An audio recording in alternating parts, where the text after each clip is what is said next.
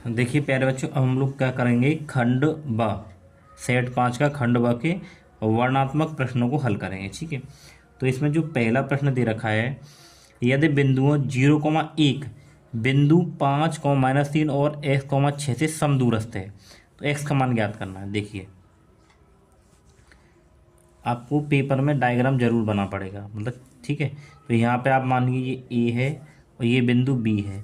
ये बिंदु ए के निर्देशांक है 5, -3 और ये बिंदु बी के निर्देशांक है x, 6।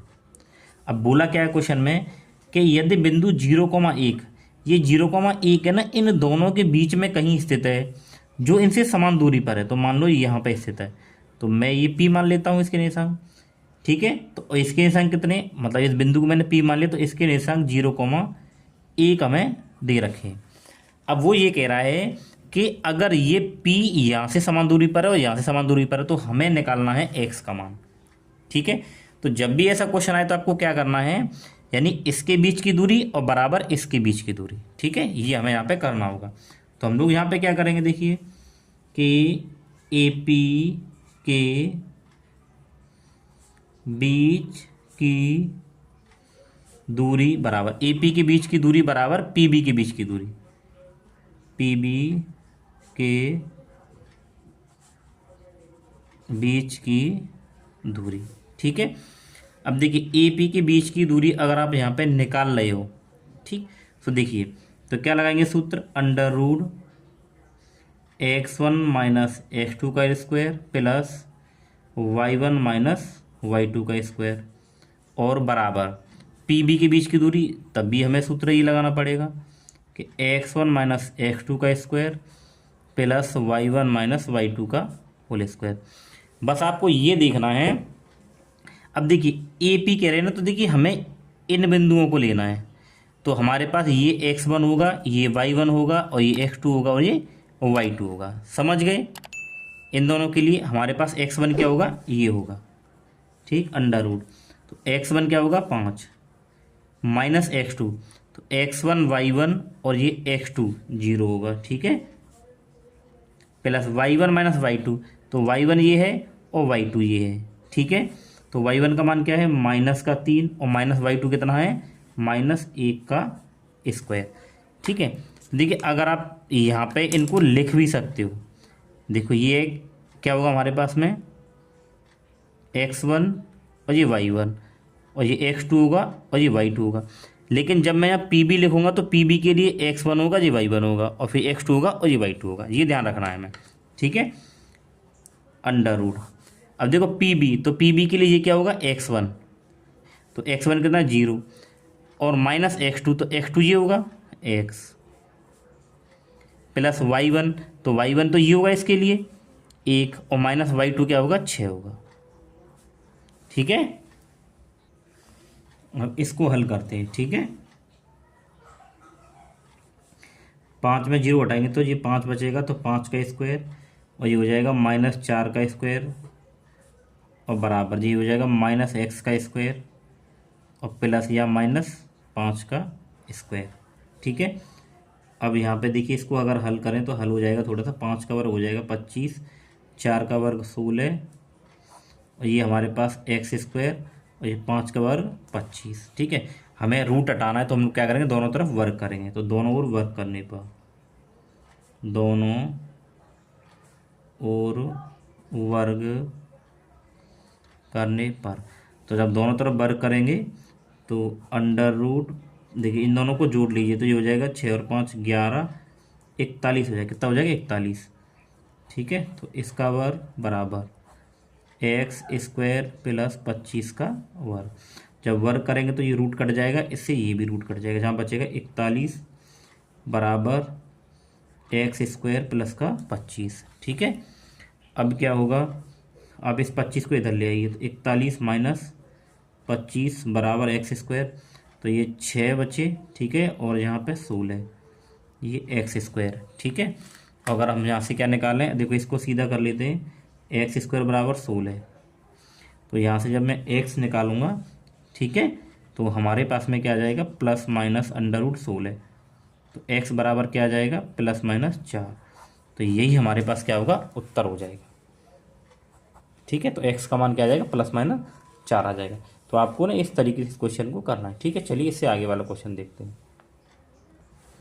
देखिए क्वेश्चन नंबर 2 में क्या पूछा गया है यहाँ से कि बिंदुओं -3, 10 और 6 को -8 को जोड़ने वाले रेखाखंड को बिंदु -1, 6 किस अनुपात में विभाजित करता है, ठीक है। तो देखिए ये हम लोग ये बनाते हैं डायग्राम।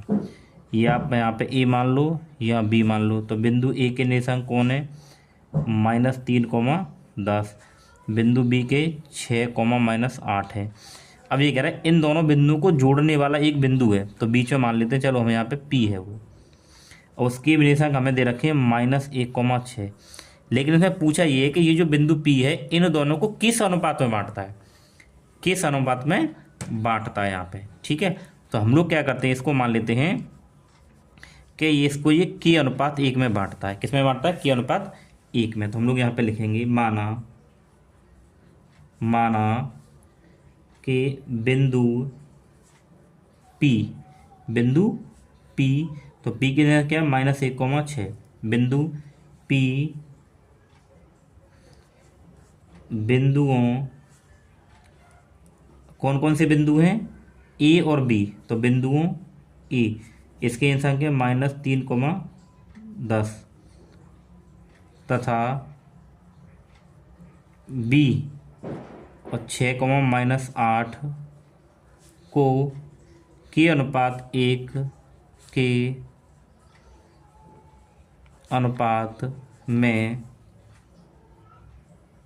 बांटता है, ठीक है। हमने ये लिख दिया।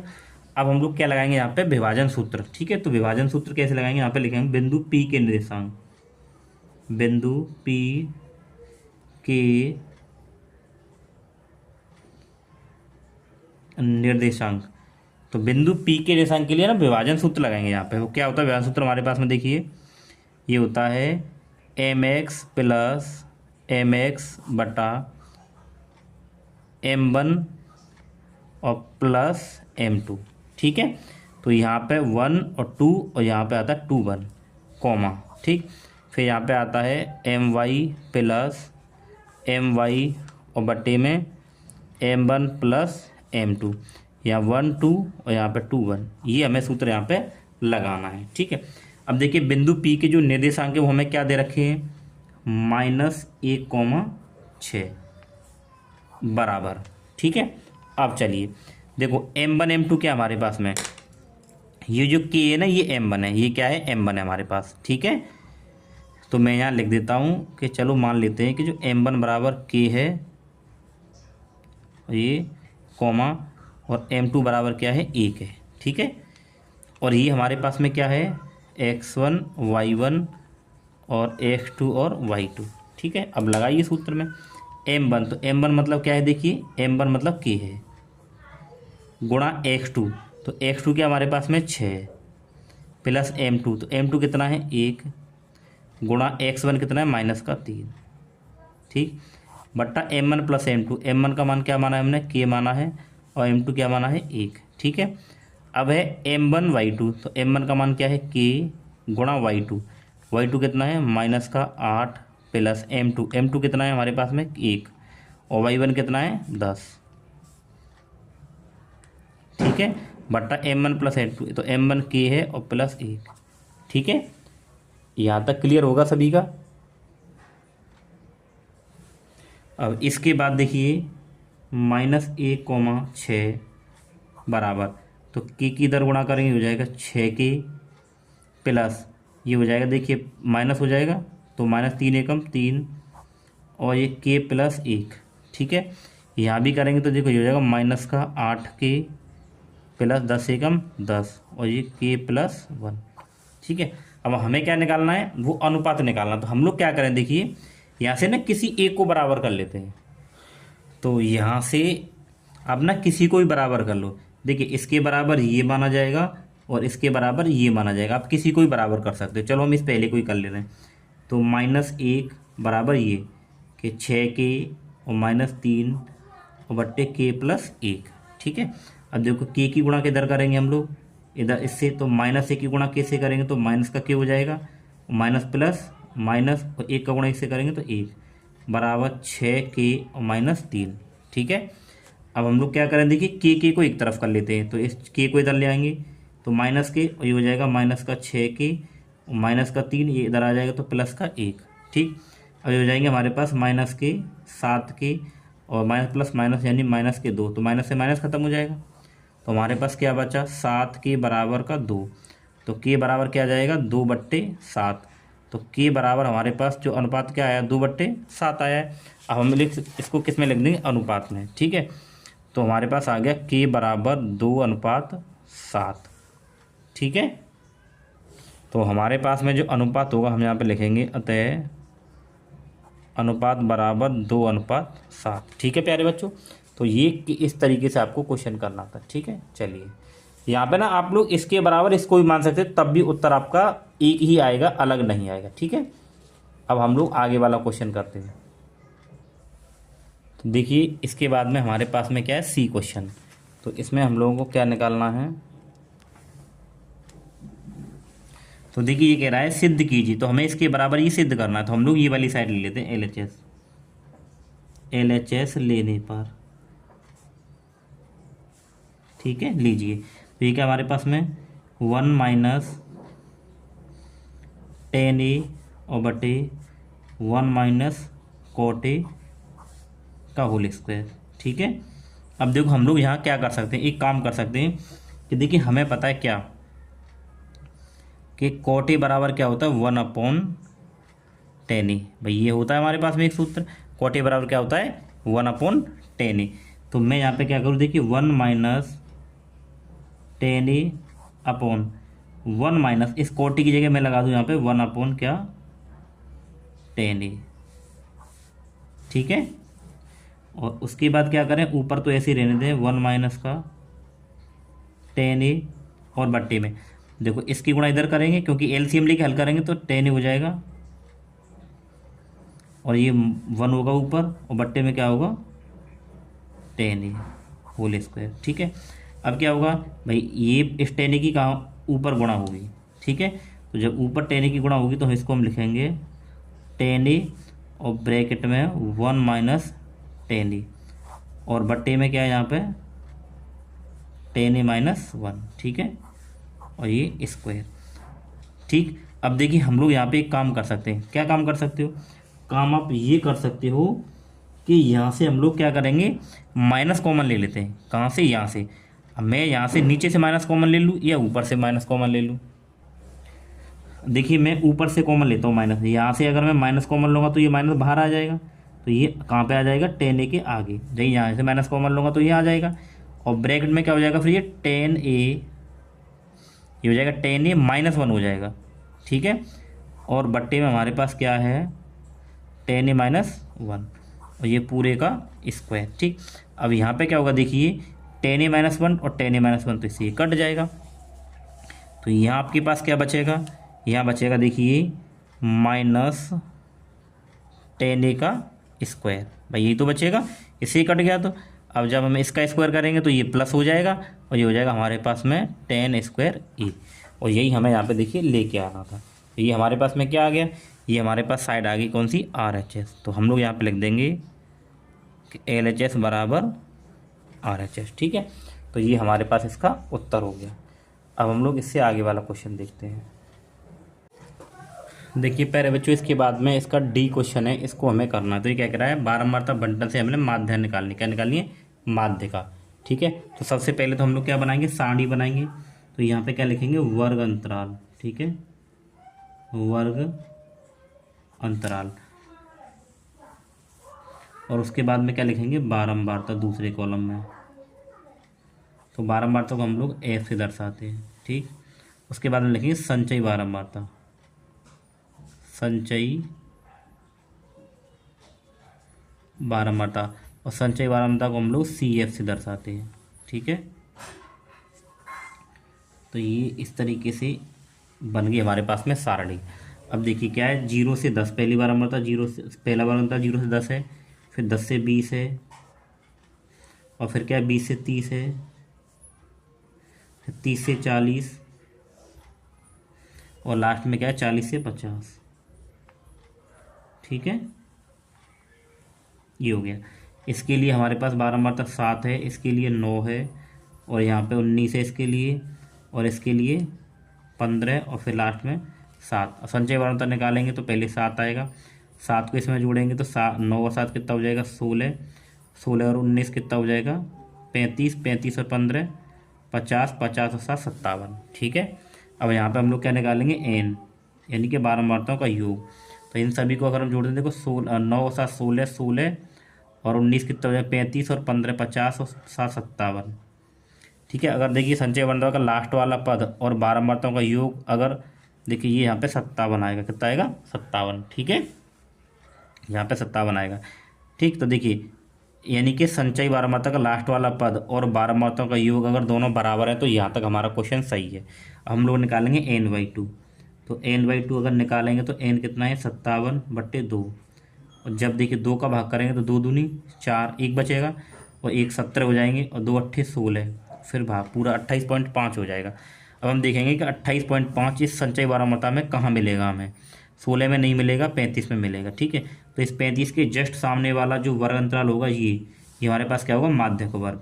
तो हम लोग लिखेंगे माध्यक वर्ग, माध्यक वर्ग।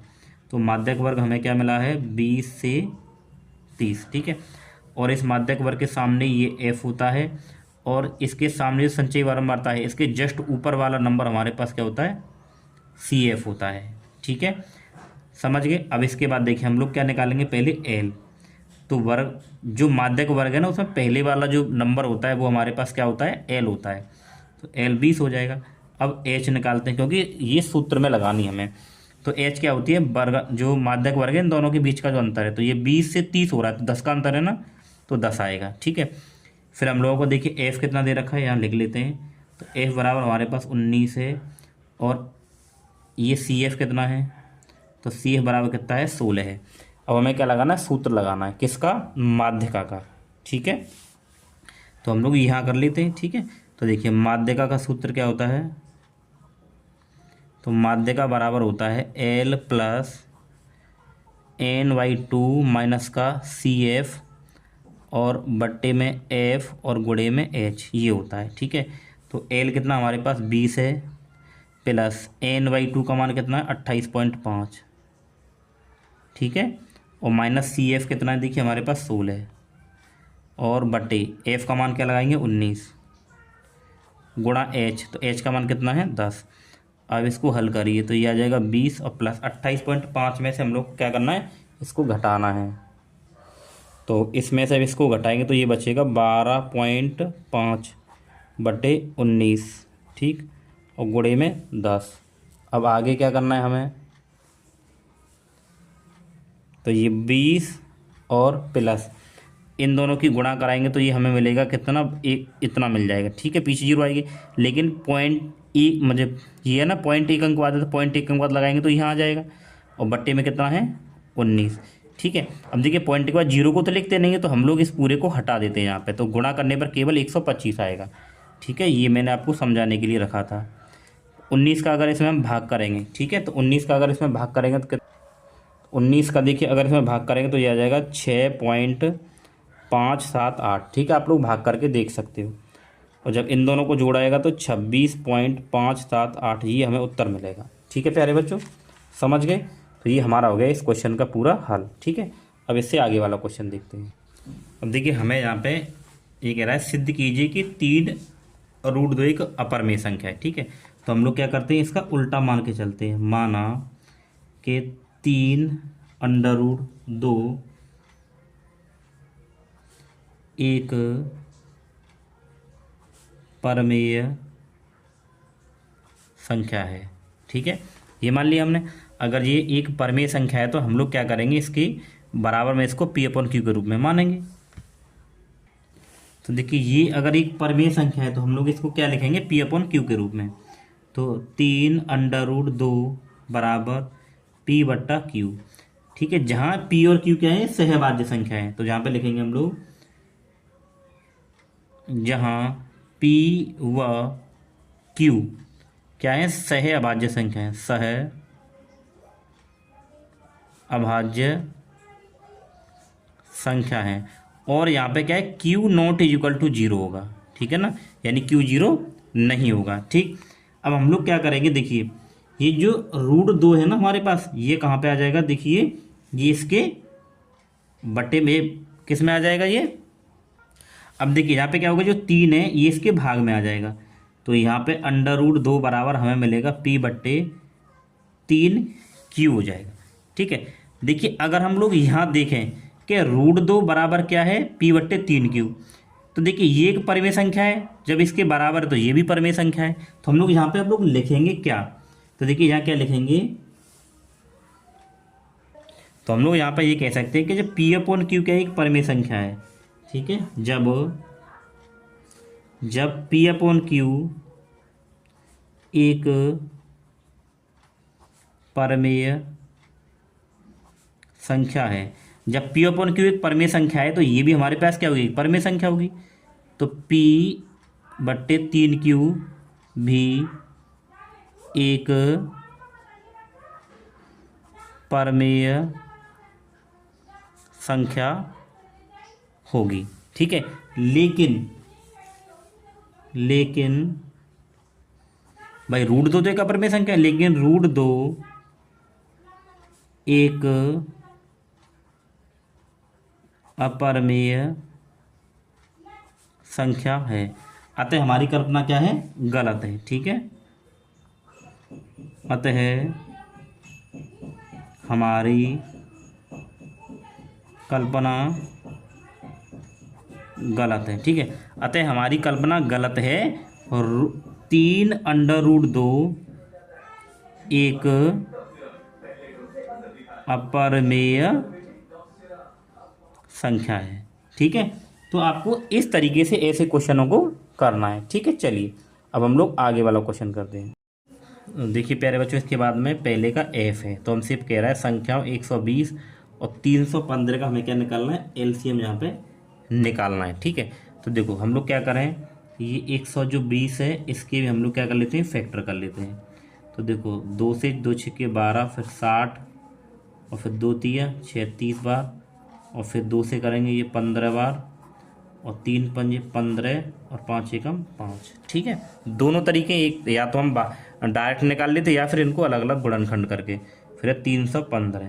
तो 315 के हम लोग अभाज्य गुणनखंड करते हैं, तो 3 एकम 3 और 0, 3 पंजे 15, फिर 3 से जाएगा 3 तिया 9, 3 पंजे 15, फिर 5 सत्ते 35 और 7 एकम 7। ठीक है, अब क्या करेंगे, देखिए 120 के गुणनखंडों का आप लिखिए, कितने आए हैं, ये 2 गुणा 2 गुणा 2 और गुणा 3 गुणा 5। ठीक है, फिर इसको देखिए 315 के, तो 315 के क्या है, 3 गुणे 3 गुणे 5 गुणे 7। ठीक है, ये हमें करने हैं यहाँ पे क्या निकालेंगे, LCM, तो LCM बराबर, अब देखो यहाँ से एक ये वाला और ये वाला दोनों संख्याएं क्या है, जोड़ा बन रहा है इनका, तो यहाँ से ये 3 आ जाएगा, और देखिए एक 5 का और इस 5 का जोड़ा बन रहा है, ये 5 आ जाएगा। ठीक है भाई, इसका इसके साथ जोड़ा बन गया, यहाँ से 3 आ जाएगा, इसका इसके साथ जोड़ा बन गया, यहाँ से 5 आ गया, और किसी का जोड़ा नहीं है तो इस 3 का भी नहीं है। अब जो बचे उनको लिख देंगे, तो ये 3 आ जाएगा गुणा, ये सभी 2 आ जाएंगे, 2 गुणा 2 गुणा 2 गुणा, और हमारे पास क्या बचेगा यहाँ पे, ये 7 बचेगा। तो गुणा करते हैं, देखिए 3 पंजे 15, 15 से 45, 45 90, 90 दूनी 180, दूनी 360, और गुणे 7, तो 7 एकम 7, 7 छिंग 42, हासिल 4, और 7 ते 21, और 4 कितना हो जाएगा, 25। ठीक है, ये आएगा। तो प्यारे बच्चों, हमारे पास में जो LCM आएगा इसका कितना आ जाएगा, इतना। तो हम लोग यहाँ पे लिखेंगे LCM किस किस का था, ये 120, 315 का, तो कितना आ गया, 25, 20, ये हमारा उत्तर हो जाएगा। ठीक है, चलिए इससे आगे वाला क्वेश्चन देखते हैं। देखिए यहाँ हमें सिद्ध क्या करना है, तो क्वेश्चन नंबर दूसरे का B है, सिद्ध कीजिए कि बाह्य बिंदु से वृत्त पर खींची गई स्पर्श रेखाओं की लंबाई समान होती है। ठीक है, तो यहाँ हम लोग क्या करेंगे, पहले एक डायग्राम बनाएंगे। ठीक है, देखिए सबसे पहले हम लोग क्या करेंगे, एक वृत्त बनाएंगे। देखिए मैं यहाँ फ्री हैंड बनाया है, लेकिन आपको पेपर में क्या करना है, प्रकार से अच्छी तरीके से बनाना। ठीक है, तो यहाँ क्या होगा, वृत्त का केंद्र होगा। ठीक है, तो ये कह रहा है देखिए बाह्य बिंदु से वृत्त पर खींचे गए इस प्रकार। अब देखिए यहाँ पे कोई क्या बाहरी बिंदु है, ठीक है। तो देखिए पहले तो मैं ये इसको मिला देता हूँ। अब यहाँ से हम लोग क्या करेंगे, स्पर्श रेखा खींचेंगे ऐसे करके, ठीक है। और यहाँ से ये भी स्पर्श रेखा खींच दी हमने, ठीक है। फिर क्या यहाँ स्पर्श कर रही तो हम इसको यहाँ मिला देंगे और इसको हम लोग यहाँ मिला देंगे, ठीक। अब इनके नाम रख दो आप, ए, ओ, बी और पी। अब हम लोगों को इसमें सिद्ध क्या करना है, हमें ये करना है कि जो स्पर्श रेखा है ना, ये ए पी और पी बी क्या बराबर है, ठीक है। तो चलिए पहले हम लोगों को इसमें लिखना पड़ेगा। हल माना ओ केंद्र वाला एक वृत्त है। माना ओ केंद्र वाला एक वृत्त है जिस पर दो स्पर्श रेखाएं AP व BP हैं, ठीक है। पहले ये लिख दिया। अब हमें सिद्ध क्या करना है वो लिखते हैं, सिद्ध करना है, सिद्ध करना है। सिद्ध हमें क्या करना है कि AP बराबर का BP, ये हमें सिद्ध करना है, यानी कि ये दोनों कैसी हैं, बराबर हैं, ठीक है। देखिए यहाँ पे क्या है 90 डिग्री और यहाँ 90 डिग्री, क्यों, क्योंकि वृत्त की स्पर्श रेखा और त्रिज्या में कितने डिग्री कोण होता है, 90 डिग्री का कोण होता है, ठीक है। तो हम लोग देखें यहाँ पे कि त्रिभुज AOP तथा त्रिभुज BOP में, इन दोनों त्रिभुजों में अगर हम देखें, देखिए OA और OB क्या बराबर है, OA बराबर क्या है OB। क्यों बराबर है, क्योंकि ये त्रिज्याएं हैं, क्या है, त्रिज्याएं, ठीक है। और इसके बाद अगर हम लोग देखें क्या कि देखिए दोनों त्रिभुजों में जो PO है ना, ये दोनों में कॉमन है। तो हम लोग लिखेंगे यहाँ पे PO बराबर का PU। तो PU बराबर PO, ये क्या उभयनिष्ठ है, उभयनिष्ठ है, ठीक है। PU बराबर का PU उभयनिष्ठ होगी, ठीक है। फिर देखें हम लोग OAP, कोण OAP बराबर कोण OAP बराबर OBP बराबर क्या है 90 डिग्री, यानी कि समकोण, ठीक है। अब देखिए यहाँ पे तो दोनों त्रिभुजों में, ठीक है ना, तो देखिए ये और ये दोनों, हमें ये दोनों ही तो बराबर सिद्ध करनी है। तो देखिए दोनों त्रिभुजों में अगर हम लोग देखें, देखिए OA बराबर OB, PO बराबर क्या है PU कॉमन है, यानी कि दो भुजाएं बराबर हैं, एक कोण बराबर, लेकिन ये कोण कैसा है, समकोण है। तो हम लोग कह सकते हैं कि दोनों त्रिभुज, यानी कि त्रिभुज AOP सर्वांग सम किसके होगा, त्रिभुज OBP के। ये दोनों त्रिभुज अगर सर्वांग सम है तो इनके जो संगत भाग है, यानी कि संगत जो भुजाएं हैं वो भी कैसी होंगी, बराबर होंगी। अब ये किस कसौटी से, RHS कसौटी से सर्वांग सम है, ठीक है। RHS कसौटी से कैसे सर्वांग सम है। तो हम लोग कह देंगे अतः जब ये दोनों सर्वांग सम है तो इसकी जो संगत भुजाएं ये भी कैसी होंगी, बराबर होंगी। तो हम लोग कह देंगे कि AP बराबर क्या होगा BP, ठीक है। बस यही हमें क्या करना था, सिद्ध। अब ये हो गया हमारे पास में प्रूव्ड, सिद्ध हो गया, ठीक है। ऐसे आपको करना है, पूरे 4 नंबर आपको पेपर में मिल जाएंगे, ठीक है। चलिए अब इससे आगे वाला क्वेश्चन देखते हैं। अब यहाँ पे आप लिखना चाहते हो एक चीज़ और लिखते हो, क्या है, किससे, CPCT से, CPCT से, ठीक है। बस तो प्यारे बच्चों देखिए दूसरे का ये C क्वेश्चन है, इसमें एक क्या पूछा गया है, देखिए इसमें ये कह रहा है किसी त्रिभुज की भुजाएं क्रमशः 3 सेंटीमीटर, 6 सेंटीमीटर और 8 सेंटीमीटर हैं, ठीक है। एक त्रिभुज की तो ये भुजाएं हैं, एक दूसरा त्रिभुज है उसकी हमें ये भुजाएं दे रखी हैं। तो ये कह रहा है कि सिद्ध कीजिए कि ये त्रिभुज समरूप है या नहीं है, ठीक है। तो हम लोग क्या करते हैं, और यहाँ पे 2 त्रिभुज बनाएंगे। ठीक है, देखिए तो यहाँ मैं 2 त्रिभुज बनाऊंगा। ठीक है, ये बना ली। ठीक है, एक त्रिभुज मैं यहाँ बना देता हूँ। ठीक है, तो ए बी सी और इसको मान लेते हैं पी क्यू और आर।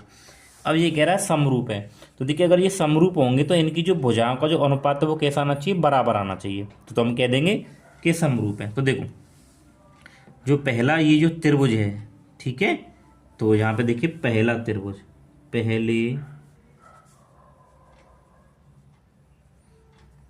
त्रिभुज की भुजाएं, तो पहले त्रिभुज की जो भुजाएं क्या क्या दे रखी हमें, 3 सेंटीमीटर, 6 सेंटीमीटर तथा 8 सेंटीमीटर। अब आप एक काम करिए, देखिए जो सबसे छोटी भुजा ना आप इसको यहाँ आधार में मान लीजिए, और जो इससे जो बड़ी आप इसको यहाँ 6 मान लीजिए ये, और इसको यहाँ पे 8 रख दीजिए कर्ण में। ठीक है, ये हो गई। और दूसरे त्रिभुज की भुजाएं, दूसरे त्रिभुज की भुजाएं, तो दूसरे त्रिभुज की क्या देखिए 4.5 सेंटीमीटर और 9 सेंटीमीटर तथा 12 सेंटीमीटर है। ठीक है, तो यहाँ आप ये छोटी भुजाओं को आप यहाँ रख दीजिए, इससे बड़ी है आप इसको यहाँ रख दीजिए, और जो सबसे बड़ी आप इसको यहाँ कर्ण बना दीजिए। ठीक है, ये हो गया। हम लोग क्या करेंगे, इनमें ना दोनों त्रिभुजों की तुलना करके ना भुजाओं का अनुपात निकालेंगे। तो देखो कि त्रिभुज ए बी सी तथा त्रिभुज पी क्यू आर में, इन दोनों त्रिभुजों में देखते हैं। ठीक है, देखिए तो ये ए सी है ना, तो ए सी का अनुपात हम किससे निकालेंगे, इससे, कि ए सी बट्टा, ठीक है, तो ए सी का किससे, पी आर से, पी आर बराबर। ठीक, और जो ए बी है ना, ए बी का किससे निकालेंगे, इससे, तो ए बी बट्टे पी क्यू बराबर। और यहाँ से हम लोग निकालेंगे किसका, बी सी और बट्टा आर क्यू, ये अनुपात हम लोग यहाँ। ठीक है, तो देखिए अब ये तो पहले से ही कह रहा है समरूप है, तो सिद्ध करिए, तो हम लोगों ने इसको बराबर। अब ये भुजाएं देखिए, ए सी कितना हमारे पास 8 बटे पी आर कितना है 12 बराबर, ए बी कितना है 3 और ये पी की कितना है 4.5। ठीक है, अच्छा अब बराबर बी सी कितना देखिए हमारे पास में, बी सी 6 बटे आर क्यू कितना है देखिए, आर क्यू ये 9।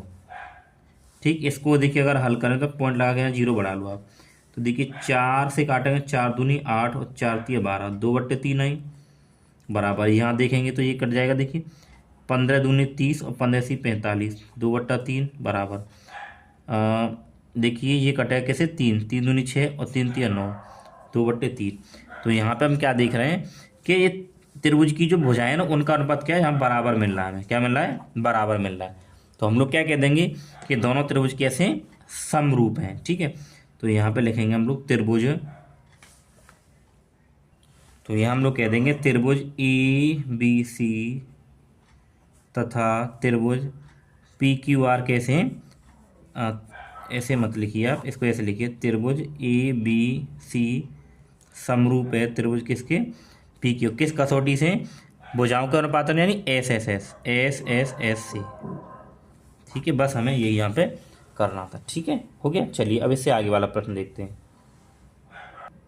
देखिए प्यारे बच्चों, दूसरे का डी इसमें क्या बोला गया है कि किसी भिन्न के अंश और हर में 1 जोड़ने पर वह 4/5 हो जाती है।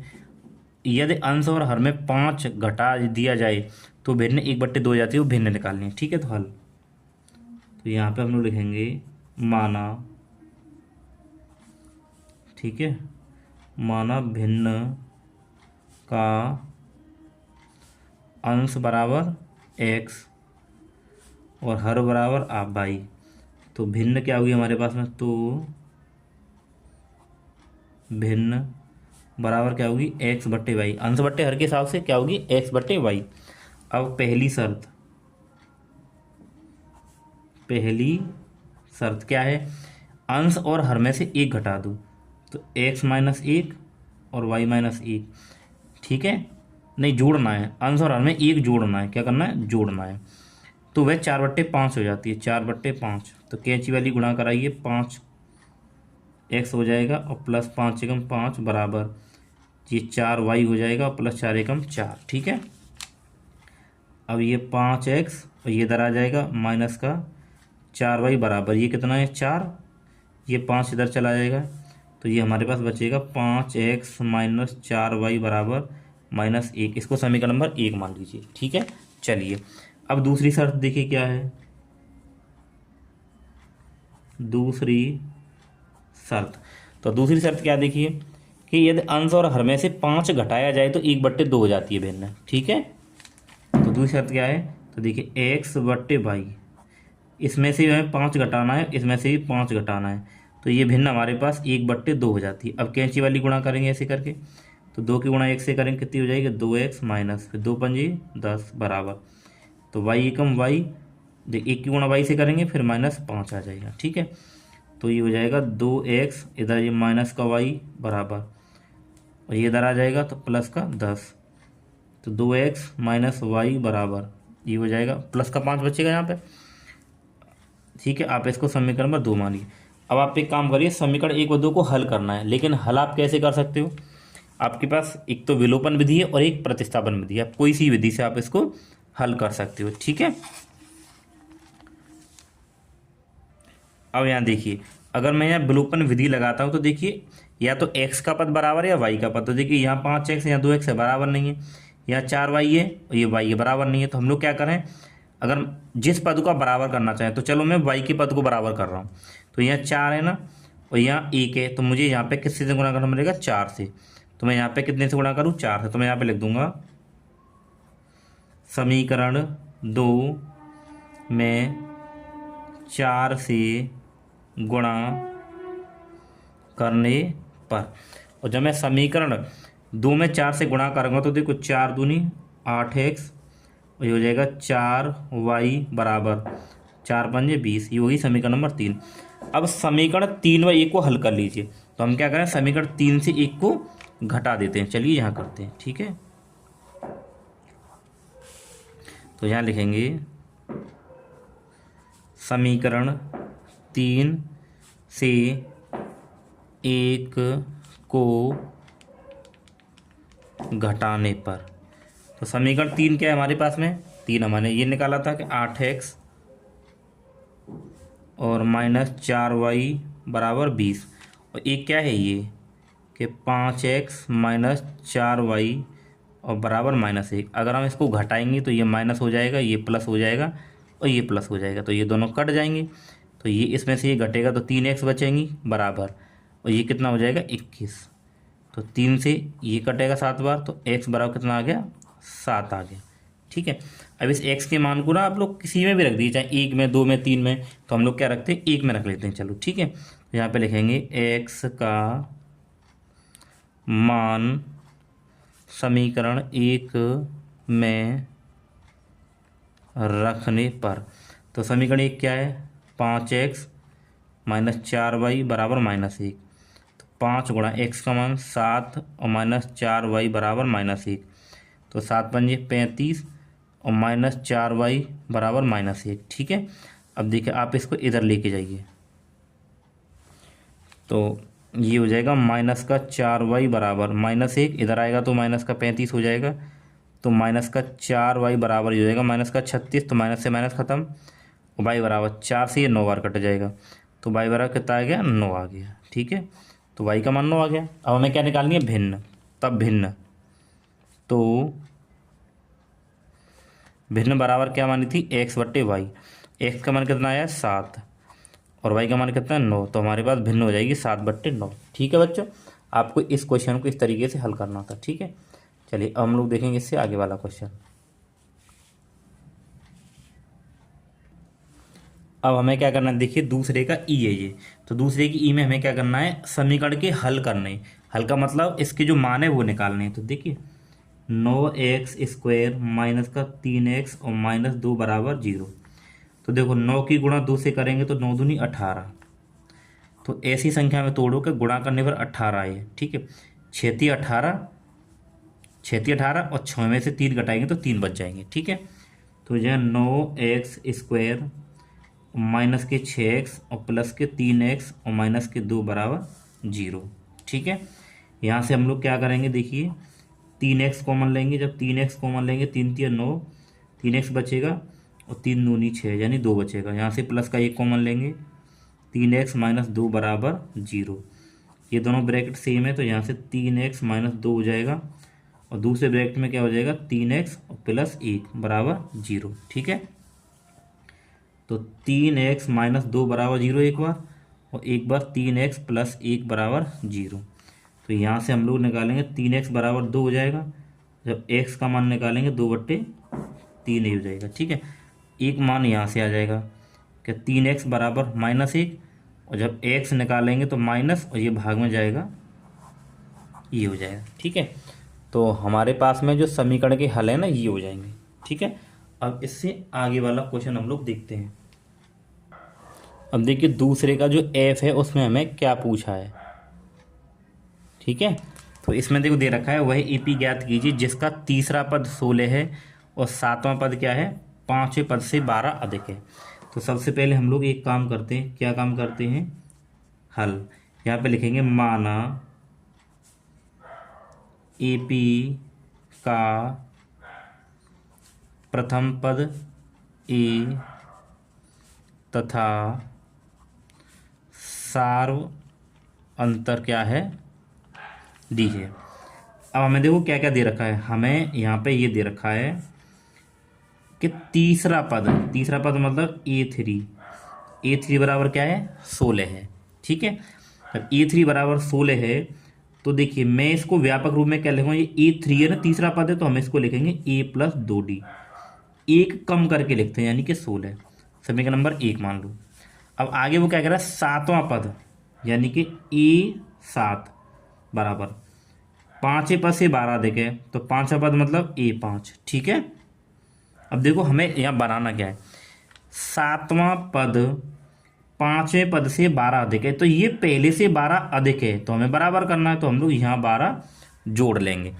सातवें पद को हम लोग क्या लिखेंगे, A प्लस 6D बराबर 5वें पद को लिखेंगे A प्लस का 4D और प्लस 12, ए से कट जाएगा तो यहाँ पे आएगा 6D बराबर 4D प्लस 12, ये इधर आ जाएगा तो 6D माइनस का 4D बराबर 12, घटाएंगे तो यहाँ पे 2D बचेगा और 12। ठीक है, 2 से काटेंगे 6 बार तो D बराबर कितना आ गया, 6 आ गया। अब हम लोग क्या करें, इस D के मान को समीकरण 1 में लगा दें, तो यहाँ पे लिखिए D का मान समीकरण 1 में रखने पर, तो समीकरण 1 क्या है, A प्लस 2D बराबर 16, तो A प्लस 2D बराबर 16, तो D का मान क्या है 6, A प्लस 2 गुणा 6 बराबर 16, A प्लस 6 दूनी 12 बराबर 16, तो A बराबर, ठीक है ये हो जाएगा 16, इधर चला जाएगा ये 12, तो A बराबर 4 आ गया। अब हमें A मिल गया और D मिल गया, तो उसने कहा है वह AP ज्ञात करिए। तो देखिए अगर आप AP ज्ञात करें तो आपको उसके लिए कम से कम 3-4 पद होने चाहिए। अब देखिए अगर आप यहाँ पे AP लिखते हो, क्या लिखते हो AP, तो AP, तो देखिए AP के लिए हम क्या लिखेंगे, पहला पद A, फिर A प्लस T और फिर A प्लस 2D आएगा और A प्लस 3D और डॉट डॉट डॉट मतलब अंत तक चलेगी ये। ठीक है, तो हम लोग यहाँ क्या करेंगे, A और D के मान लगा देंगे, तो यहाँ पे लिखेंगे A बराबर 4 और D बराबर 6 रखने पर। ठीक है, रखने पर तो हम लोग इन मानों को रख देंगे यहाँ पे, तो रखिए आप देखिए, तो AP, तो A की जगह पे क्या लगा देंगे 4, A की जगह 4 और प्लस D का मान क्या है 6। ठीक है, ऐसे ब्रैकेट में फिर A प्लस 2D, तो A प्लस 2, देखिए A का मान 4, A का मान 4 और 2 गुणा D का मान कितना है 6। ठीक है, आप इनको अलग अलग भी निकाल सकते थे, पहला पद दूसरा पद ऐसे करके। ठीक है, और फिर A की जगह 4 और 3 गुणा D का मान कितना है 6। ठीक है, और ये डॉट डॉट डॉट। ठीक है, अब हम लोग इसको, तो ए पी, तो ये 4 हो जाएगा और 6 और 4 कितना हो जाएगा 10। और देखिए इनको अगर हल करेंगे हम तो 6 दूनी 12, 12 और 4 कितना हो जाएगा 16। और देखिए यहाँ पे ये 6 थी 18, 18 और 4 कितना हो जाएगा यहाँ पे हमारे पास में 22। ठीक है, तो हमारे पास ये ईपी हो जाएगी। ठीक है, देखिए अगर आप चेक करें कि सही है कि नहीं है, तो देखो अंतर आप देख लो, यहाँ पे 6 का अंतर है, यहाँ भी 6 का अंतर है, यहाँ भी सब में 6 का अंतर है, तो ये ईपी हमारी हो जाएगी। ठीक है प्यारे बच्चों, चलिए अब हम लोग आगे वाला प्रश्न देखते हैं। देखिए प्यारे बच्चों, इसके बाद में हम लोग करेंगे इसका प्रश्न नंबर 3। तो प्रश्न नंबर 3 में हमें क्या दे रखा है, समीकरण युग्म को हल करिए। ठीक है, तो 2 समीकरण युग्म दे रखे, तो आप इस पहले को यहाँ पे समीकरण नंबर 1 मान लीजिए और आप इसको यहाँ पे 2 मान लीजिए। ठीक है, समझिए। अब देखिए ये प्लस का वाई है, ये माइनस का वाई है, तो इनको जोड़ेंगे तो ये दोनों कट जाएंगे, लेकिन कब कटेंगे, जब यहाँ पे भी 5 वाई होता तब। तो हम लोग क्या करें, समीकरण 1 में 5 से गुणा कर लें। ठीक है, 5 से गुणा, लेकिन हमें यहाँ लिखना पड़ेगा कि समीकरण 1 में 5 से गुणा करने पर, तो समीकरण 1 में 5 से गुणा करेंगे तो देखिए 5 पंजे 25 हो जाएगा, फिर प्लस 5 से गुणा करेंगे तो ये 5 वाई हो जाएगा और बराबर 5 तिया 15। इनको मान लेंगे हम समीकरण नंबर 3। ठीक है, हम क्या करेंगे, समीकरण 3 और समीकरण 2 को हल करेंगे। ठीक है, तो हम क्या करें, समीकरण 3 से समीकरण 2 को, समीकरण 3 और 2 को क्या करते हैं, जोड़ दें। ठीक है, तो यहाँ पे लिखेंगे हम लोग समीकरण 3 व 2 को जोड़ने पर, तो समीकरण 3 क्या है हमारे पास में 25x और प्लस 5y बराबर 15। ठीक है, और समीकरण 2 कौन सा हमारे पास, 6x माइनस 5y बराबर 1/2। ठीक है, तो ये है 6x माइनस 5y बराबर 1/2। ठीक है, हम इनको जोड़ रहे हैं, तो जोड़ने पर ये दोनों कट जाएंगे और ये 25 और 6 कितने हो जाएंगे हमारे पास 31x। ठीक है, बराबर इन दोनों को जोड़ेंगे यानी 15 प्लस 1/2, तो ये एक भिन्न बन गई। तो अब इसको हम लोग जोड़ते हैं तो ये हो जाएगा 31x बराबर, तो देखो इसके नीचे आप 1 मान लेंगे, यहाँ एलसीएम 2 आ जाएगा, तो 1 का भाग करेंगे 2 बार और 2 की गुणा 15 से हो जाएगा, 15 दूनी 30 प्लस फिर 2 एकम 2 एक बार और फिर यहाँ पे 1। ठीक है, अब यहाँ पे देखो क्या हो जाएगा कि 31x बराबर 30 और 1 31/2। ठीक है, यहाँ पे देखिए 31 से 31 कट जाएगा, तो यहाँ पे आ जाएगा x बराबर 1 बचेगा ऊपर, तो 1/2। तो प्यारे बच्चों x का मान हमारे पास क्या आ गया, 1/2 आ गया। हम लोग क्या करेंगे, x के मान को आप समीकरण 1, 2, 3 किसी में भी यहाँ पे लगा सकते हो। ठीक है, तो हम लोग यहाँ पे लगा देते हैं। ठीक है, तो यहाँ पे लिखेंगे हम लोग कि x का मान समीकरण 1 में लगा देते हैं। ठीक है, 1 में रखने पर, तो हमारे पास समीकरण 1 क्या है, 3x प्लस वाई बराबर 3। ठीक है, नहीं सॉरी 5x प्लस वाई बराबर 3 है समीकरण 1। ठीक, तो 5x प्लस वाई बराबर 3। ठीक है, यहाँ हमारे पास x का मान क्या है 1/2, तो 5 गुणे 1/2 प्लस वाई बराबर 3, 5 एकम 5 /2 प्लस वाई बराबर 3। ठीक है, अब ये 5/2 इधर हो जाएगा, तो y बराबर क्या हो जाएगा 3 माइनस 5/2, तो y बराबर क्या हो जाएगा 2 तिया 6 माइनस 5/2। ठीक है, चलो यहाँ कर लेते हैं। ठीक, अब ये आ जाएगा हमारे पास y बराबर 6 में से 5 गया तो 1/2, यानी हमारे पास y का मान भी ये आ गया। तो यहाँ पे लिखेंगे हम कि x बराबर 1/2 और y बराबर 1/2। ठीक है, ये हमारे पास इसके उत्तर आ गए। ठीक है प्यारे बच्चों, तो आपको इस क्वेश्चन को इस तरीके से करना था और आपको पूरे नंबर यहाँ पे मिल जाएंगे। ठीक है, चलिए अब हम लोग देखेंगे इससे आगे वाला प्रश्न। देखिए प्यारे बच्चों, अब हमें क्वेश्चन क्या दे रखा है कि एक आयत का क्षेत्रफल 28 मीटर स्क्वायर कम हो जाता है। कब कम हो जाता है? यदि इसकी लंबाई 2 मीटर बढ़ा दी जाए, ठीक है, और चौड़ाई 2 मीटर कम कर दी जाए। यदि लंबाई 1 मीटर कम कर दी जाए और चौड़ाई में 2 मीटर की वृद्धि कर जाए तो क्षेत्रफल 33 मीटर स्क्वायर बढ़ जाता है। तो आयत का हमें क्या करना है? यहाँ पे क्षेत्रफल यहाँ पे निकालना है, ठीक है। चलिए हम लोग करते हैं। तो यहाँ पे सबसे पहले हम लोग लिखेंगे माना। तो माना हम लोग यहाँ पे लिख लेते हैं कि आयत की लंबाई बराबर x मीटर, ठीक है। तो आयत की लंबाई हमने क्या मान ली? x मान ली। अब हम लोग क्या करते हैं? चौड़ाई मान लेते हैं। तो चौड़ाई बराबर y मीटर। अब आयत का क्षेत्रफल निकालेंगे। तो आयत का क्षेत्रफल तो क्या हो जाएगा? लंबाई गुणा चौड़ाई यानी x गुणा वाई। तो ये हो जाएगा हमारे पास में XY मीटर स्क्वायर, ठीक है। तो ये तो हमारा हो गया यहाँ पे इसका क्षेत्रफल। अब आगे क्या कह रहा है देखिए, अब ये कह रहा है कि देखिए यहाँ से देखिए आप, यदि इसकी लंबाई 2 मीटर बढ़ा दी जाए और चौड़ाई 2 मीटर कम कर दी जाए तो पहली शर्त, ठीक है, पहली शर्त। तो पहली शर्त क्या है इसकी कि लंबाई, ठीक है। तो पहली शर्त क्या है इसकी? लंबाई 2 मीटर बढ़ी जाए। तो देखिए लंबाई क्या है? x है। अगर मैं इसको 2 मीटर बढ़ाऊंगा तो यहाँ पे 2 जोड़ना पड़ेगा। और चौड़ाई 2 मीटर कम कर दिया है तो y हमारे पास चौड़ाई थी तो इसको 2 मीटर कम करेंगे। अब ये लंबाई हो गई, ये चौड़ाई हो जाएगी। तो इनका क्षेत्रफल निकालेंगे तो लंबाई गुणा चौड़ाई करेंगे, यहाँ गुणा लगा लीजिए, बराबर आयत का क्षेत्रफल 28 मीटर कम हो जाता है यदि इसकी लंबाई में 2 मीटर वृद्धि और चौड़ाई में कमी करें। तो क्षेत्रफल कितना था? XY। अब ये कम हो जाता है तो यहाँ पे माइनस के 28, ठीक है। अब हम लोग क्या करेंगे? इसको हल करेंगे।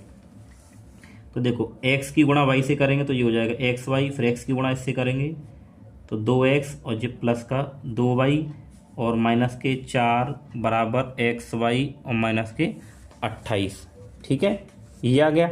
अब इसको आगे और हल करते हैं। तो देखिए ये XY से XY कट जाएगा, यह हमारे पास क्या बचेगा? -2XY और प्लस 2y बराबर -28। ये इधर आ जाएगा माइनस का 4 तो प्लस का 4 हो जाएगा, ठीक है।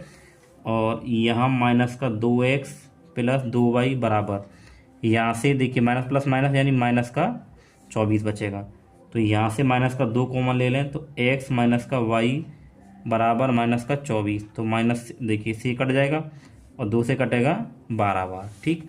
तो यहाँ आएगा हमारे पास x माइनस वाई बराबर 12। तो प्यारे बच्चों ये हमारे पास क्या बन गया? समीकरण नंबर 1 बन गया, ठीक है। ऐसे ही हम लोग क्या करेंगे? अब यहाँ पे आगे और हल समीकरण बना लेंगे। तो चलिए हम लोग वापस लौट के चलते हैं। अब ये आगे क्या करें देखिए, यहाँ से यदि लंबाई 1 मीटर कम कर दी जाए और चौड़ाई में 2 मीटर वृद्धि कर दी जाए तो क्षेत्रफल इतना बढ़ जाता है। अब दूसरी कंडीशन होगी हमारे पास में, यानी कि दूसरी शर्त हो गई। तो यहाँ पे लिखेंगे दूसरी शर्त।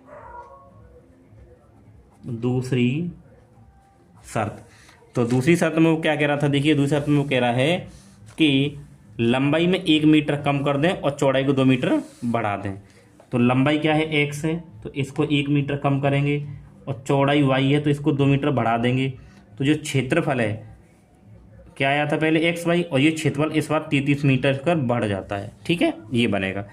तो इसकी गुणा इससे करेंगे तो ये हो जाएगा XY और प्लस इसकी गुणा इससे करेंगे 2x और ये हो जाएगा माइनस का 2y माइनस प्लस माइनस 2 और बराबर XY प्लस का 33, ठीक है। XY से XY खत्म, 2x माइनस 2y बराबर ये इधर चला जाएगा 33 और प्लस 2, ठीक है, बराबर ये हो जाएंगे हमारे पास 35, ठीक है। देखिए यहाँ पे ये 1 की गुणा करेंगे ना तो ये माइनस का 1y हो रहा है, ये 2 नहीं आएगा, ठीक है। इसको सही कर लेंगे आप, यानी 2x माइनस का y आएगा, ठीक है। तो 2x माइनस वाई बराबर क्या हो जाएगा? 35। इसको हम लोग मान लेंगे यहाँ पे समीकरण नंबर 2। अब हम क्या करें? समीकरण 1 और 2 को हल कर लें, यानी कि देखिए समीकरण 2 से हम लोग 1 को घटा लेते हैं, ठीक है। चलिए करते हैं। तो यहाँ पे लिखेंगे हम समीकरण 2 से एक को घटाने पर, तो समीकरण 2 क्या है हमारे पास में, 2x माइनस वाई बराबर 35, और समीकरण 1 क्या है, x माइनस वाई बराबर 12। तो x माइनस वाई बराबर 12, अगर घटाएंगे तो ये माइनस और ये प्लस हो जाएगा, ये माइनस तो ये कट जाएंगे, तो ये हो जाएगा x बराबर 35 में से 12 घटाएंगे तो देखिए ये 2 बचेगा, यहाँ 5 में 2 के 3 बचेगा, और यहाँ पे 2, यानी x बराबर क्या आ गया, 23 आ गया। अब हम लोग क्या करें, x का मान या तो 2 में लगा लें या 1 में लगा लें, तो वहाँ से हम लोग y का मान निकाल लेंगे। तो यहाँ पे लिखेंगे x का मान समीकरण 1 में रख देते हैं, समीकरण 1 में रखने पर, तो समीकरण 1 क्या हमारे पास में, x माइनस वाई बराबर 12, ठीक है। तो लगाइए आप यहाँ पे कि x माइनस वाई बराबर 12, x का मान कितना है 23 और माइनस वाई बराबर 12, ठीक है। अब इसको आप इधर भेज दीजिए, तो माइनस वाई बराबर 12 और ये हो जाएगा माइनस का 23, तो माइनस वाई बराबर है, यहाँ से देखिए कितना बचेगा, 3 में से ये 2 घटाएंगे 1 और ये 1, यानी कि 11 बचेगा, कितना बचेगा 11 माइनस का, तो माइनस से माइनस ख़त्म हो जाएगा, तो y बराबर हमारे पास क्या आ जाएगा 11, ठीक है। तो देखिए x बराबर आ गया यहाँ पे 23 और y बराबर क्या आ गया यहाँ पे हमारे पास 11, ठीक है। अब हमें निकालना था क्या, हमें निकालना था यहाँ पे लंबाई और चौड़ाई, ठीक है। तो हम लोग यहाँ पे लिख देते हैं, अब क्या लिख देते हैं, देखिए ये लंबाई है तो यहाँ पे लिखेंगे आयत की लंबाई, आयत की लंबाई बराबर 23 मीटर, ठीक है।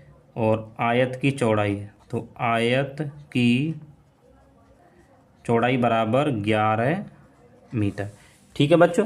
तो इस क्वेश्चन को इस तरीके से करना था, ठीक है। चलिए अब हम लोग करते हैं आगे वाला प्रश्न।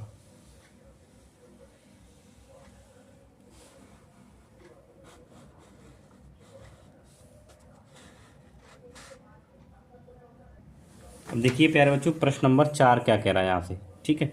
तो प्रश्न नंबर 4 में हमसे ये बोला गया, देखिए कि क्षैतिज तल के एक बिंदु से, तो देखिए हम लोग सबसे पहले क्या बनाते हैं, एक क्षैतिज तल। तो देखो ये मैंने एक क्षैतिज तल बना लिया, ठीक है। क्षैतिज तल के एक बिंदु ओ से, तो ये ओ मान लीजिए 20 मीटर ऊंचा भवन है, तो देखिए ये मैंने क्या किया, यहाँ पे 20 मीटर ऊंचा भवन मान लिया, ठीक है। यहाँ पे हो गया ये 20 मीटर, ठीक। अब ये कह रहा है 20 मीटर ऊंचे भवन के शिखर, तो भवन का शिखर ये होगा, और भवन के शिखर से यहाँ पे एक कोण बनना है, उन्नयन कोण, तो वो कितना हमारे पास में 30 डिग्री का है, ठीक है। भवन के शिखर पर, यानी यहाँ पर एक ध्वज लगा है, तो भवन के शिखर पर चलो हमने एक ध्वज लगा दिया, ठीक है, ये ध्वज लग गया। भवन के शिखर पर ध्वज लगा है, ध्वज दंड की शिखर मतलब यहाँ का और यहाँ का उन्नयन कोण क्या है हमारे पास में, वो बनना है प्यारे बच्चों यहाँ पे 30 डिग्री का, कितने का बनना है 30 का, यानी कि सॉरी 45 का बनना है, ये पूरा कितने का है 45 का, ठीक है। उसने कहा ध्वज दंड की लंबाई, तो देखो आप यहाँ ए मान लो, ये ओ हो गया, ठीक है, ये इसको आप बी मान लीजिए और ये क्या है सी, तो ये ध्वज दंड है ना, तो इसकी जो ऊंचाई है यहाँ से लेके यहाँ तक मैं मान लेता हूँ h मीटर, ठीक है। और यहाँ से लेके यहाँ तक ये हमारे पास में क्या है, भवन है, क्या है भवन, ठीक, समझ गए। ये हमने यहाँ पे चित्र बना दिया। हमें निकालनी है, क्या निकालनी, देखिए ध्वज दंड की लंबाई और बिंदु ओ, बिंदु ओ है, बिंदु ओ के पाद की, देखिए बिंदु ओ से भवन के पाद की दूरी हमें यहाँ पे ज्ञात करनी है, यानी कि ये वाली, तो हम लोग इसको यहाँ से क्या मान लेते हैं, ये x मान लेते हैं, ठीक है, मान लिया यहाँ पे। भवन का पाद मतलब ये जो आधार है इसका भवन का, इसकी लंबाई, ठीक है। तो हम लोग यहाँ पे लिखते हैं, देखिए माना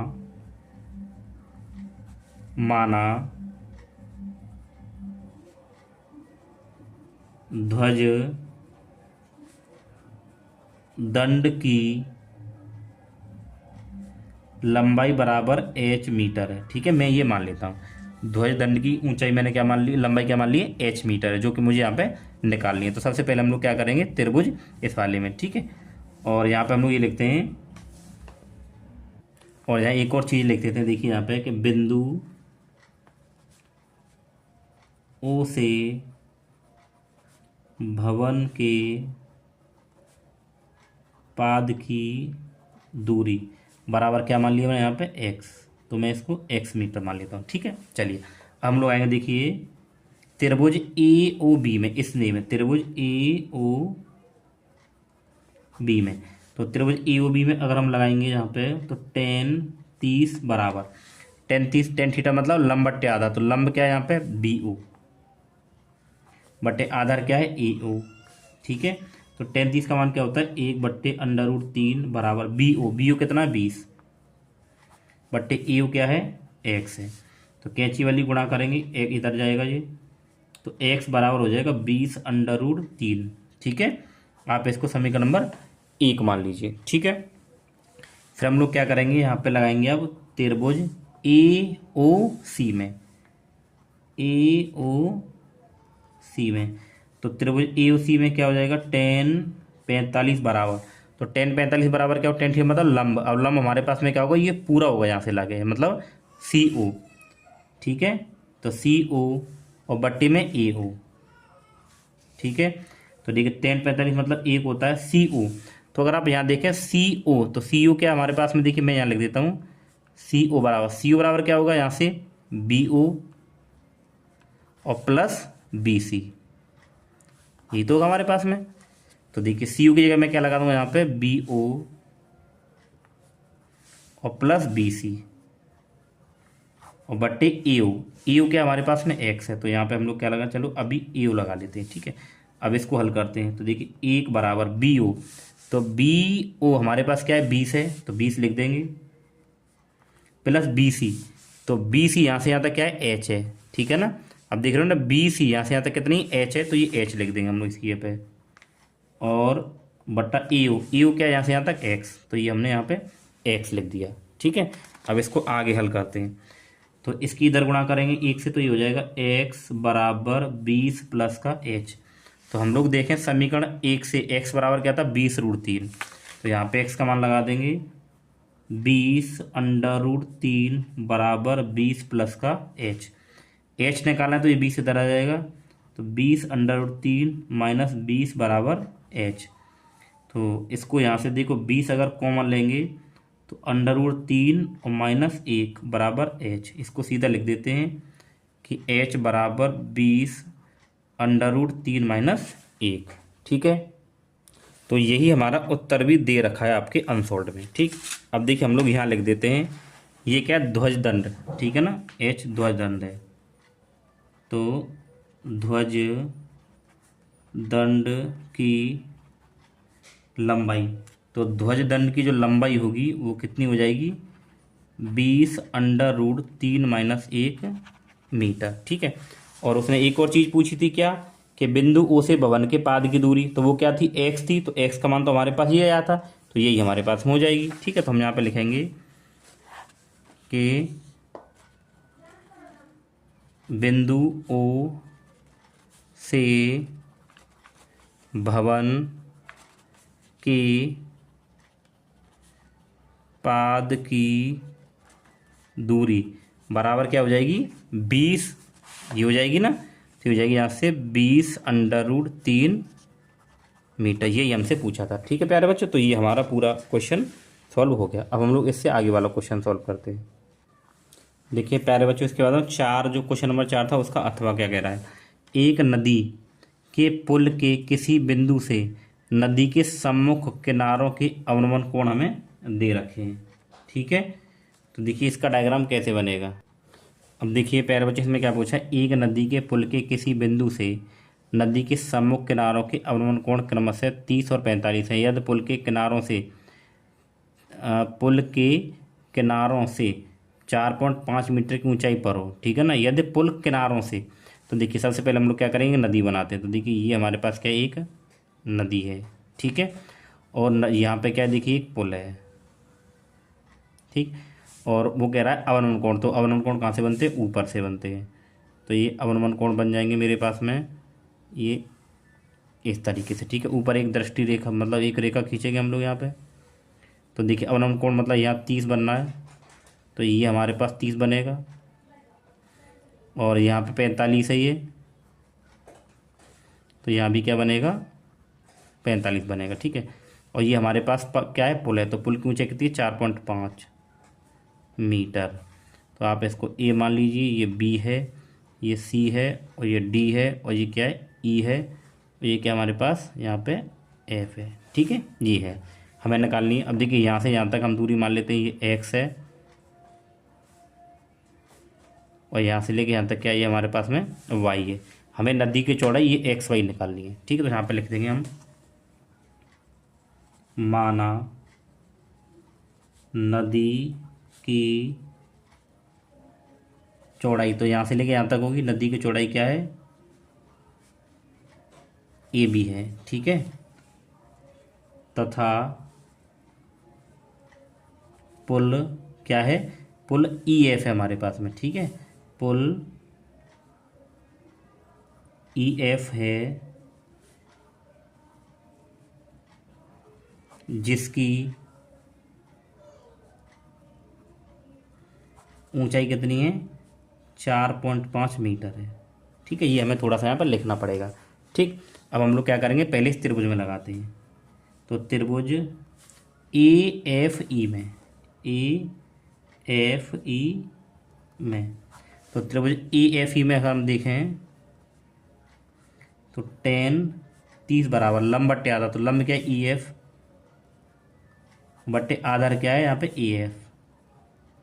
तो 10 30 मतलब होता है 1/√3 बराबर ई एफ का मान कितना है, देखिए ई एफ कितना, 4.5 बट्टे ए एफ क्या है, एक्स है। ठीक है, तो कैंची वाली गुणा करेंगे तो इधर गुणा हो जाएगी, एक्स बराबर, देखो इसकी गुणा इससे करेंगे तो 4.5 गुणा √3। ठीक है, तो हम इसको क्या लिख देंगे, एक्स बराबर ये 4.5 √3। ठीक है, ये हो गया हमारे पास में, तो ये एक्स का मान आ गया, तो यहाँ पे हम लिख देंगे मीटर। ठीक, अब हम लोग क्या करेंगे इस वाले त्रिभुज में, तो त्रिभुज कौन सा त्रिभुज है, देखिए बी एफ ई में, तो त्रिभुज बी एफ ई में। ठीक है, तो यहाँ पे क्या है, 10 45 बराबर लंब क्या है, ई एफ है, अब आधार क्या होगा हमारे पास में, एफ बी होगा। तो 10 45 मतलब 1 होता है, ई एफ का मान क्या है, 4.5 बट्टे ये क्या है, वाई हो जाएगा।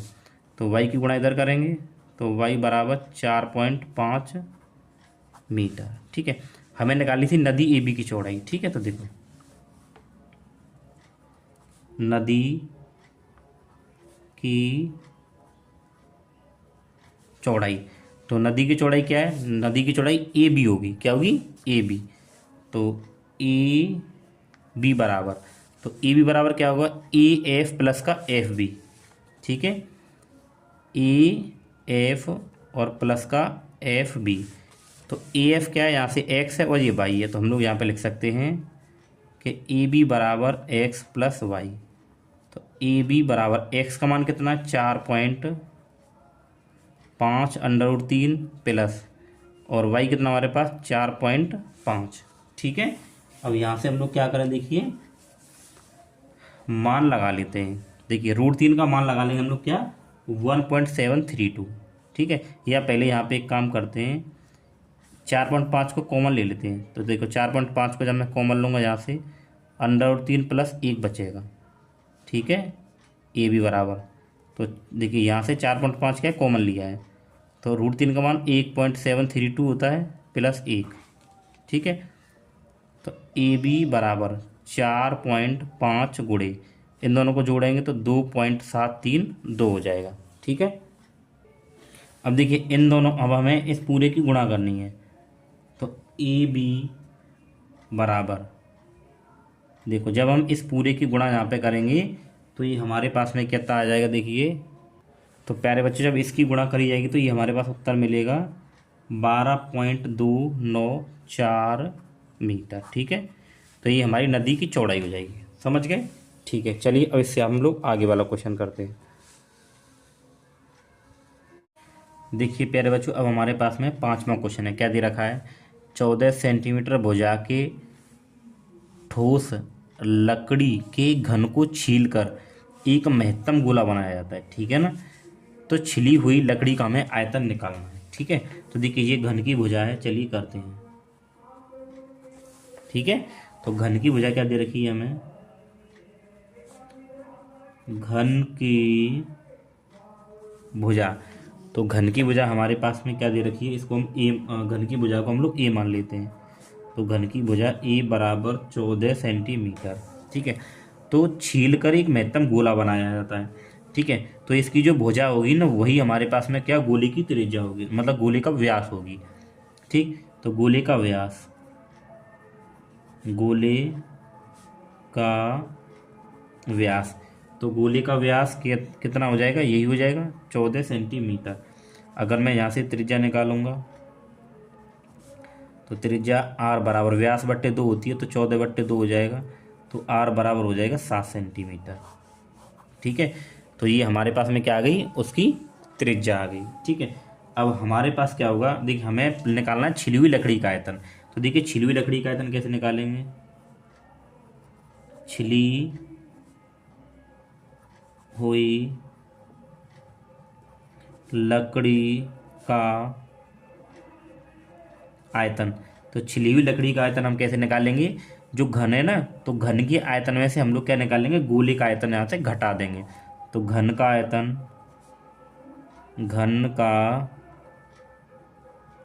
आयतन माइनस गोले का आयतन, गोले का आयतन। ठीक है, तो घन का आयतन क्या होता है, भुजा क्यू, तो भुजा क्या है इसकी ए है, तो ए क्यू हो जाएगा, माइनस गोले का आयतन क्या होता है 4/3 पाई r क्यू। ठीक है, ये होगा। तो घन की जो भुजा है ए हमारे पास में कितनी है, 14 है, तो यहाँ हम लोग लाएंगे 14 का क्यू माइनस 4/3, और पाई का मान 22/7 गुणे आर, आर कितनी है 7 है, तो 7 का क्यूब हो जाएगा। ठीक है, और 14 का जो घन, यानी 14 का 3 बार गुणा करने पर जो घन आएगा हमारे पास में 14 का वो होता है 2744 माइनस 4/3 गुणे 22/7। अब ये 7 को 3 बार लिखेंगे, 7 गुणे 7 गुणे 7, 7 से 7 कट जाएगा। ठीक है, तो ये हमारे पास कितना आ जाएगा 2744 माइनस, इनकी गुणा करनी है। तो देखो 22 चौके 88 गुणा 7 सत्ते 49 और बट्टे 3। ठीक है, और इसके बाद में 2744 माइनस, इन दोनों की गुणा करेंगे, तो इन दोनों की गुणा करेंगे तो ये आएगा हमारे पास 4312 और बट्टे 3। तो ये हो जाएगा 2744 माइनस 3 का जब इसमें भाग करेंगे, 3 का इसमें क्या करना है भाग, तो जब भाग किया जाएगा तो ये आ जाएगा 1437.33। देखिए ये छोटी मोटी चीज़ें तो आप करके वहाँ पर देख सकते हो, ठीक है ना, भाग करके आराम से। तो अब हम लोग क्या करेंगे, इसमें से हमें इसको घटाना है। तो जब इसमें से आप घटाओगे इसको तो आपके पास आएगा 1306.67 सेंटीमीटर क्यूब। ठीक है प्यारे बच्चों, तो इसका जो उत्तर हो जाएगा, छिली हुई लकड़ी का जो आयतन निकल के आएगा वो कितना आ जाएगा, ई आ जाएगा। ठीक है, तो हम लोग यहाँ पे लिख देंगे अतः छिली हुई लकड़ी का आयतन बराबर 1306.67 सेंटीमीटर क्यूब। ठीक है प्यारे बच्चों, ये इसका उत्तर हो जाएगा। अब चलिए इससे आगे वाला प्रश्न देखते हैं। तो प्यारे बच्चों इसके बाद में लास्ट क्वेश्चन है हमारे पास में इसका, चित्र में दो संकेंद्रित वृत्त जिनका केंद्र क्या है, ओ दे रखा है, जिनकी त्रिज्या है, तो यहाँ से यहाँ तक क्या है 14 है, फिर ये यहाँ से यहाँ तक क्या देखिए 7 है। तो देखिए चाप ए बी और सी डी है, तो ए ओ बी हमें दे रखा है इतना, तो छायांकित भाग का क्षेत्रफल मतलब हमें इस भाग का क्षेत्रफल यहाँ पे निकालना है। ठीक है, तो मैंने देखिए सारा डाटा यहाँ लिख दिया है, तो हमें इस छायांकित भाग का क्षेत्रफल निकालना है। ठीक है, तो देखिए हम लोग कैसे निकालेंगे, हल। ठीक है, तो देखिए दो संकेंद्रित वृत्त है ना, इनका केंद्र क्या ओ दे रखा है, तो ये वाली जो त्रिज्या है ना बड़ी वाली, तो मैं इसको मान लेता हूँ यहाँ पे R1। तो R1 हमारे पास में क्या है 14 सेंटीमीटर। ठीक है, और ये छोटा वाला वृत्त होगा देखिए यहाँ से यहाँ तक, और ये बड़ा वाला वृत्त होगा ये पूरा। तो बड़े वाले वृत्त की त्रिज्या ये है, छोटे वाले वृत्त की त्रिज्या क्या है यहाँ से यहाँ तक कितनी है 7। तो मैं R2 मान ले रहा हूँ, तो R2 बराबर क्या है 7 सेंटीमीटर। और यहाँ पर जो कोण बनना है थीटा, वो हमारे पास में 30 डिग्री। हमें निकाला छायांकित भाग का क्षेत्रफल, देखो कैसे निकालेंगे, छायांकित भाग का क्षेत्रफल। तो देखो अगर आप ये देखें तो एक तरीके से क्या है, ये त्रिज्यखंड है। क्या है, त्रिज्यखंड है। तो हम लोग क्या करें, जो त्रिज्यखंड हमारे पास में जो बड़ा वाला है ना, ये इसके क्षेत्रफल से हम लोग क्या करेंगे, छोटे वाले का इसका घटा देंगे, ये हमें यहाँ पे मिल जाएगा। ठीक है, तो यहाँ पे लिखेंगे हम लोग कि त्रिज्यखंड क्या ओ बी ए या ओ ए बी का क्षेत्रफल माइनस ओ ए बी का क्षेत्रफल माइनस त्रिज्यखंड क्या, यहाँ से ओ सी डी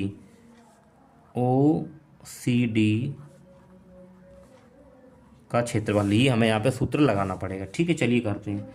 तो त्रिज्यखंड ओ ए बी, तो देखिए सूत्र क्या लगाएंगे, थीटा बटे 360 गुणे पाई आर। अब ये ओ ए बी है ना, ओ ए यानी कि बड़ा वाला है, तो बड़े वाले की त्रिज्या R1 मानिए, तो R1 का स्क्वायर। ठीक है, माइनस थीटा बटे 360 गुणे पाई R2 का स्क्वायर, यानी कि छोटा वाला ये वाला, तो इसके लिए त्रिज्या मैंने R2 मानी थी। ठीक है, चलिए हम लोग क्या करते हैं, यहाँ से ये थीटा बट्टे 360 पाई को बाहर कॉमन ले लेते हैं कि थीटा बट्टे 360 और ये पाई, ये बाहर कॉमन आ जाएगी, तो R1 का स्क्वायर माइनस R2 का स्क्वायर, ये बचेगा हमारे पास में। थीटा का मान कितना है, 30/360।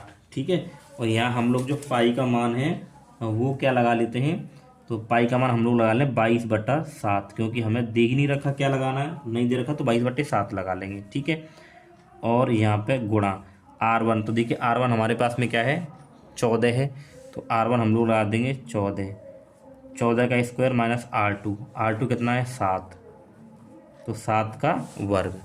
ठीक है, अब देखिए ये 0 से 0 कट जाएगा, और 3 एकम 3 और 3 दूनी 6, यानी 1/12 गुणा 22/7 गुणा 14 का वर्ग करेंगे तो 196 होता है, और ये होगा 7 का 49। ठीक है, अब ये कटेगा 2 से 6 बार, और 2 से कट गया 11 बार, तो यह हमारे पास ऊपर क्या बचा 11, और देखिए ये हो जाएगा 6 सत्ते 42 गुणे, यहाँ 16 में से 9 घटाएंगे तो 7 बचेंगे।